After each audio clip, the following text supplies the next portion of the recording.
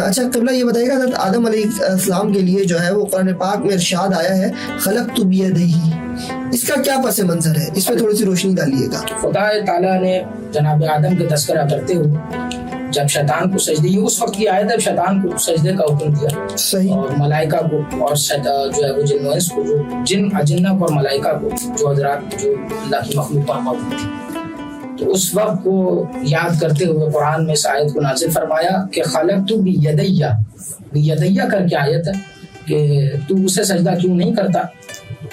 آیت مفہوم، پوری آیت کا مفہوم یہ ہے کہ تو اسے سجدہ کیوں نہیں کرتا جسے میں نے اپنے دونوں ہاتھوں سے بنایا۔ اب یہاں ایک بہت بڑا سوال جو ہے وہ کلامی یہ بحث ہے، اور سوال یہ پیدا ہوتا ہے کہ آیا واقعاً، یعنی ہمیں ہمارا عقیدہ یہ ہونا چاہیے کہ اللہ تعالیٰ نے جناب آدم کو اپنے دونوں ہاتھوں سے بنایا، یعنی جس طرح ہمارے دو ہاتھ ہیں اس طرح جو ہے وہ کیا اللہ تعالیٰ کی دو ہاتھ ہیں۔ تو دیکھیں جو عقیدہ توحید کے اندر تجسیم کے قائل ہوئے، جو جسم کے قائل ہوئے، جو اللہ کے جسم کو جو ہے وہ مانتے ہیں، تو وہ اس بات کے شاید قائل ہوں، لیکن یہ سب سے پہل جو یہ سوال اٹھا وہ ابتدائی دور میں تھا، لیکن اکثر بغداد کے اندر یہ جب عباسی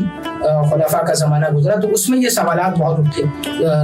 خصوصاً توحید کے حوالے سے۔ تو اس پر توحید صدوق کے اندر ہمارے پاس جو ہے وہ روایت ملتی ہے کہ خلقت بیدیہ،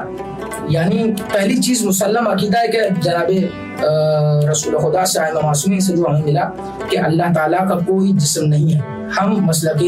اہل تشیع حضرات جو ہے وہ مسلک ائمہ طاہرین کے ماننے والے اللہ کو جسم سے مبرہ مانتے ہیں۔ تو بیدیہ کا جو مقصود اور مفہوم ہوگا وہ یہ ہوگا کہ چونکہ دیکھیں مسئلہ یہ کہ ہم محتاج الفاظ ہیں کسی بھی بات کو سمجھنے کے لیے، آپ کے دل میں یا جو ہے شرجیل بھائی آپ کے جو ہے وہ معافی ضمیر جو بھی بات ہے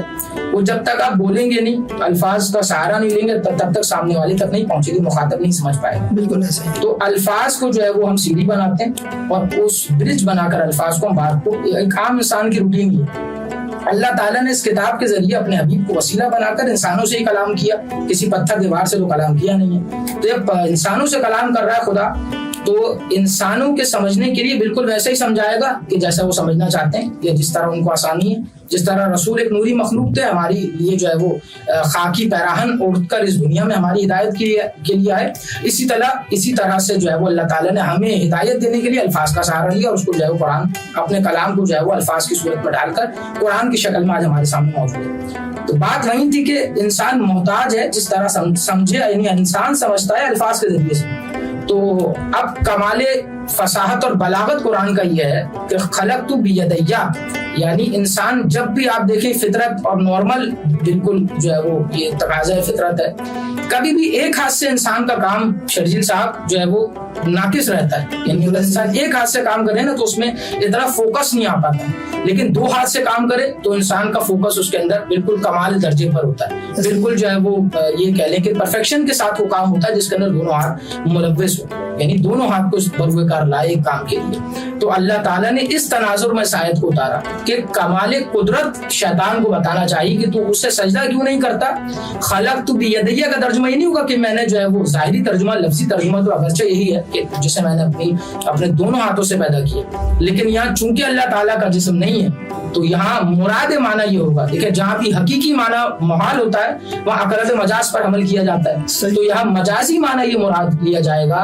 کہ جسے میں نے اپنے کمال فن، کمال قدرت، کمال عظمت سے خلق کیا تو اسے سجدہ کیوں نہیں کرتا۔